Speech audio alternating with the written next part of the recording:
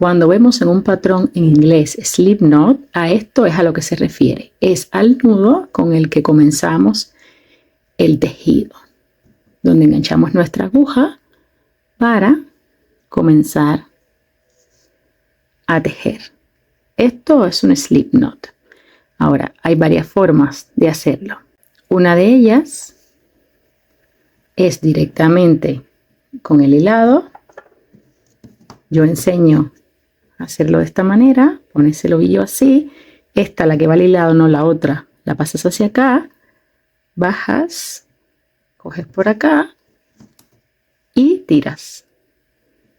Luego solamente hay que poner la aguja dentro.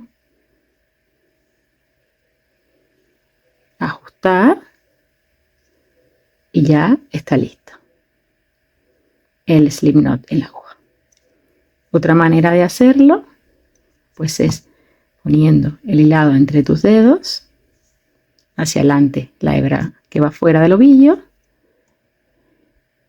introduces la aguja por acá, giras una vuelta entera, tomas hebra de acá, que es el que va al ovillo, lo pasas, tiras y ajustas.